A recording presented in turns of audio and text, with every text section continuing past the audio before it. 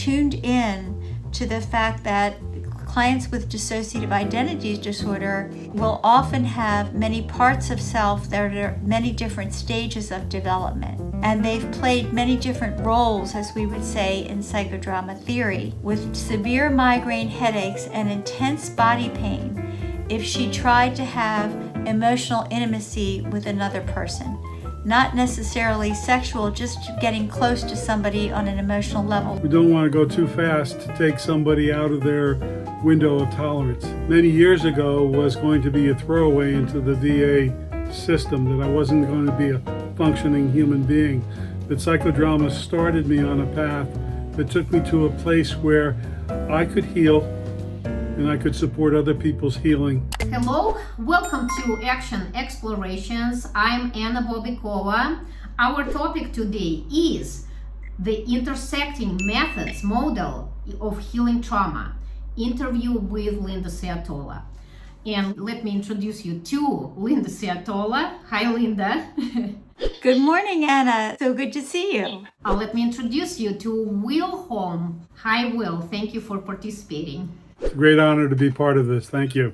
If you'd like to learn action methods, include psychodrama online in high-quality video format at your own pace and affordably, you are welcome to actionexplorations.education. We are the first and the only e-learning action methods platform providing high-quality, pre-recorded educational video content. For detailed information, see the announcement at the end of the video.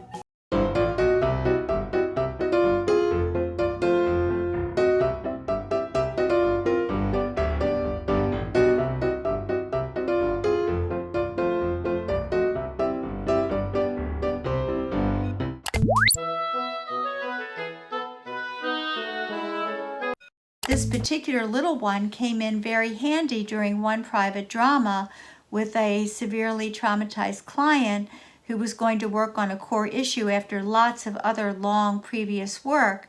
And this little puppet was one of the ones in the circle on the floor. And I could see as we were getting through our warm-up that she had a moment where she had like a freeze because of her anxiety about going forward. And I picked this up and I just held it like this between the client and myself, the protagonist and myself, and I just said, we can go as slowly as you want. You get to say. And she immediately went, and we were able to proceed with the drama all the way through to the end. So sometimes, those psychodramatic interventions like concretizing or using props, for example, we always came prepared to set up the space with everything we thought we would need. We worked as a team to be so familiar with what the work might need, for what we might need as team members, to be resourced so that we could be in the best service of the protagonist. So all of that preparatory work went on before the day of the actual drama. And then the morning of the actual drama, we actually then met as a team again. And of course, any personal issues that might have, been troubling the team members, we worked on those, we processed those so that all of the team members had their greatest strengths to bring to the work. And so it was really a collaborative effort, and the dramas were usually lengthy, 2.5 or 3 hours, sometimes more, because it was very deep traumatic repair work. And I did want to share a case study, if I could, of a particular case, and I'm going to, of course, disguise many details for the sake of the client's privacy. So one of the things that I'm always aware of is that it's so important to just be tuned in to the fact that clients with dissociative identity disorder will often have many parts of self that are many different stages of development. And they've played many different roles, as we would say in psychodrama theory. And one particular case study involved a client who had worked with Nancy actually for a long time and who had gained lots of strength, was functioning very well in her life, but she had an alter who was part of herself who was 10.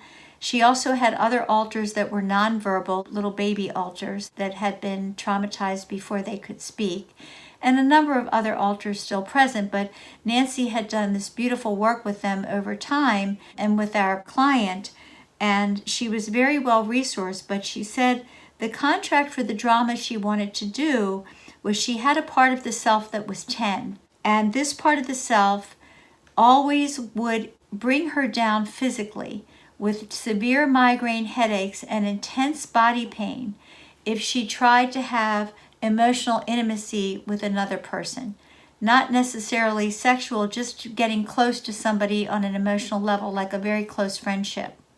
Then this part of the self would come in and literally lay her flat, like she couldn't go to work. She was in agony for usually 2 or 3 days with severe migraine, severe body pain.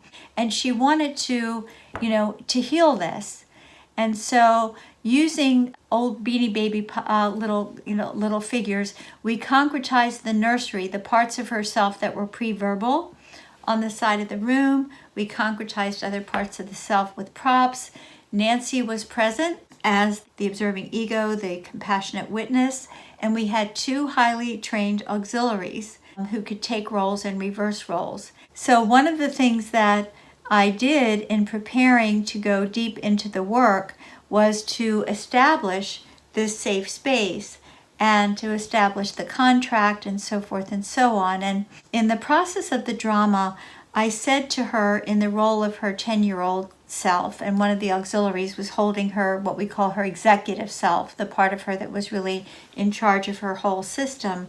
I said to her 10-year-old self, I said, you have been working so hard for so long to keep her safe, and you're just a little child, and you haven't had any time to play. You've just been working to keep her safe. So the establishment of having empathy for this role that had worked so hard for so long in an attempt to keep the self safe and protected. So I created a role reversal between the child self and the adult self. And so the protagonist in the role of her adult self was able to say to the auxiliary in the role of her child self, I have been doing a lot of work for a long time, and I have skills now that we didn't have when we were children, and I can keep myself safe now. You don't have to keep working so hard to keep me safe. I can do that now, and you can actually play and have fun. And then I did a lot of role reversals back and forth so that the protagonist could feel from the child part and the adult part that this was a good agreement between the two of them, that the adult self would take over the role of the protector and the child self could be in the role of someone playing. So I said to the protagonist in the role of the child self, how would you like a new role? And the face just lit up. And I said, how would you like the role of being in charge of the nursery? And we walked over to the side of the room where we had lined up all of the props representing the young parts, the babies, so to speak. And I said, so your new role is going to be in charge of play. You're going to teach all of the young parts of self how to play. That was a transformative drama, because after we finished all of our psychodramatic work with the client kept in touch with Nancy for over 12 years. And after that drama, she never had another incident of being knocked out by the pain. She had had it since she was a child, and she was in her early 50s when we did the drama. Will, could you please share your experience of being a protagonist at that collaborative work of Nancy and Linda? Well, Linda contacted me about some ideas to create a protagonist for the project they were creating of acts, to do a drama. And I suggested to her that making one up would not necessarily be authentic. And so I offered my services as a protagonist. Because I am a trauma survivor, though I worked in the field for 40 years, it was like, let's do a real thing so we can present it. And so in that experience, we did some warm up, and the team was there. And the warm up was a technique called the timeline. And on the timeline, to have me walk the timeline, identify different times of trauma in my life. We chose one where it was a playground kind of scene. We did a drama, which was very powerful. And I think the contract was about, dealing with depression and getting, sparkle back. In doing the drama, the end result was that there was sparkle back in my life and a bubbliness inside, which was very, very powerful. It became one of many things that I've integrated in my life for healing process. But it just, each one that I've ever participated in have given me more of my life. That's the best way I could describe it. And every morning where there's some sunshine, there's sparkle on the water. And that's a reminder of, what I had lost and what I regained through psychodrama. So it's a daily reminder there. It just touches my heart deeply. When I look out and see those sparkles from my view in the morning, I not only feel connected to Will and to the work that we did, but to the ongoing work that we are doing and that you're doing, Anna. Zerka Moreno said, be like Johnny Appleseed and spread the seeds throughout the world. Would you please tell about preparation for intersecting methods? The establishment of safety and what that takes. And it really takes mindfulness on the part of the psychodramatist, the clinician, any other team members, and always having the best interest of the client at heart. So before there comes the time when, for example, we would go into a full drama, like the one I just described, it's important that the client has already mastered basic grounding techniques and containment skills. So, for example, Nancy had taught her clients a number of, say, Ericksonian techniques to help them to stay present and grounded. And I had taught them to do the body double and the containing double on themselves if they needed to do that when they didn't have one of us accessible. The client has to have the time and the motivation to devote to this process because, for example, we would meet beforehand, maybe the week before, establishing what we really wanted to accomplish in the drama. The whole process of preparing for the drama, going through the drama, finishing up after the drama was basically a whole day. Then Nancy and I would meet in the next, definitely within a week, sometimes within a couple of days of finishing the drama. Nancy and I would meet with the client in her office and, do any follow-up work. I would also always assign the protagonist something I like to call a project of integration, because what we know happens in trauma is that the parts of the brain, just one of many things that happen, but one of the many things is that the parts of brain can't communicate with each other. And so sometimes the visual images have no words. The images that come into the mind don't have words with them, or the words are disconnected from images or memories. And so I always ask the client within 48 hours of finishing a drama to do a project of integration, which basically integrates the work. And I explain it to the clients like this, that basically when we've experienced trauma, it's like the pieces of a mosaic have been configured in a certain way, and they're up here in the brain in a certain configuration, in a traumatic configuration. When we do the psychodrama, it separates those pieces, it unglues them, so to speak, and they're sort of floating in a new healed configuration, but they're not quite cemented in yet. They're kind of hovering up there in this new configuration. And doing the process of integration involves bringing together images, the healing images that the client wants to remember and take in from the drama, as well as the important words from the drama. And sometimes people will do something, as small as an index card with drawings, pictures, and words from the drama on it. And I've had protagonists make whole PowerPoints with music and everything else as their project of integration. Some people will make small books for themselves or something that looks like a vision board. There's really no right or wrong as long as there's the combination of words and images that are reinforcing those new connections, those new roles, that new rewiring that has happened as a result of the work. I have a client that safety was a very important thing. He was a victim of a lot of physical abuse.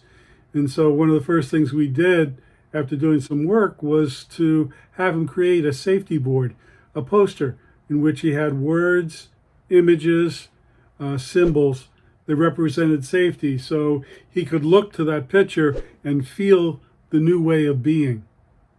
And it was just beautiful to see that. What you think is important in working with the protagonist and with teams in this collaborative way? The pacing of it, I believe, is very important, as we don't want to go too fast to take somebody out of their window of tolerance. The ability to be conscious with what they're doing.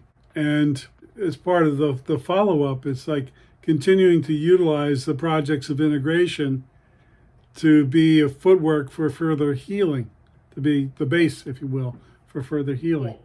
But I really believe that the pacing of it is important. It's not something that you rush.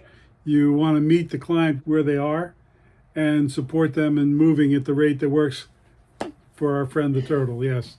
Other expressive and creative healing arts modalities, such as art, movement, and music, because they are all part of what I like to call, as you can see from my background, healing bridges, because they access things that are nonverbal and they can relocate emotional unprocessed memories. They allow the individual to see and understand their life experiences differently. Being able to be spontaneous and creative is the sign of good mental health.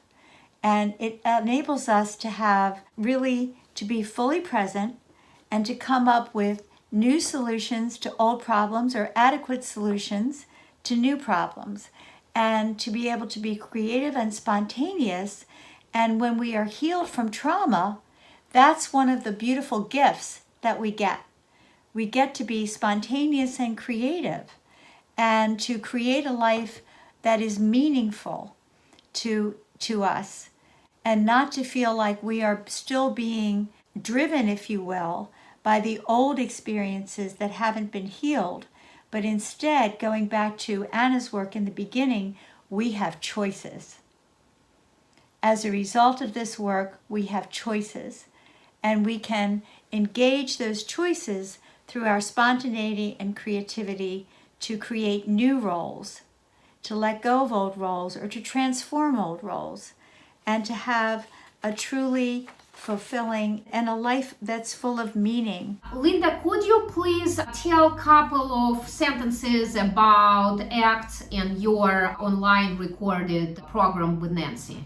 Yeah, it's a very comprehensive program for introducing people to psychodrama. It's called ACTS, A-C-T-S, which stands for Alexandra, that's Nancy's last name, L.Ciotola, my last name, Training Services. A program that people can purchase and use it forever. And it contains all kinds of teaching done by myself and Nancy, lots of PowerPoints about integrating psychodrama with other forms of healing modalities, different ways of doing it, the therapeutic spiral model, the classical model, and a lot of downloadable corresponding materials are available.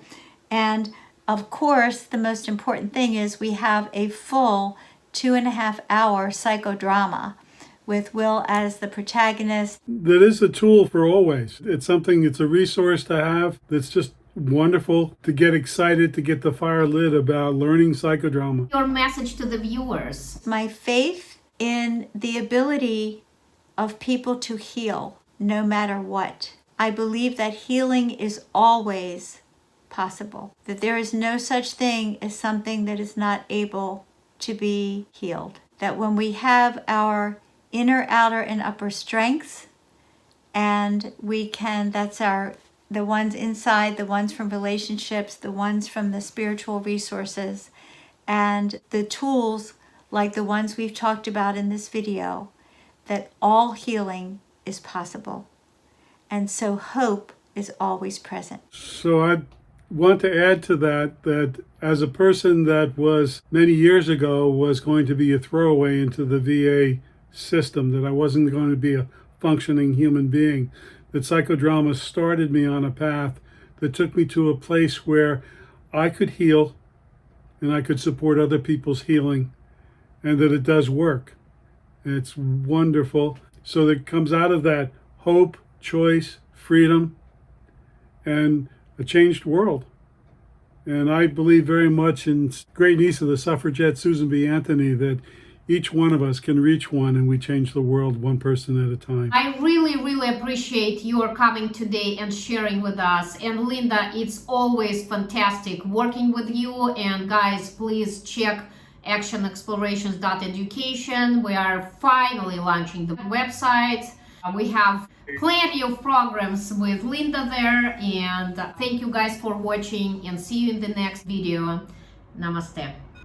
Now, it's turned very easy to learn action methods, include psychodrama online. You can do it right from your chair. You do not need to pay for the plane tickets. You do not need to pay high price for accommodation. You do not need to pay high fees for the in-person training. The courses are affordable. We provide all the courses online in pre-recorded format, no webinars. So you can access them at your convenient time, at your own pace. Watch the videos as many times as you need. We have the best international trainers, famous worldwide names, leading specialists in their area. We already have available courses on the website for purchase on work with trauma, trauma and addiction, work with the body, images, and many, many others. And constantly working on delivering the new content.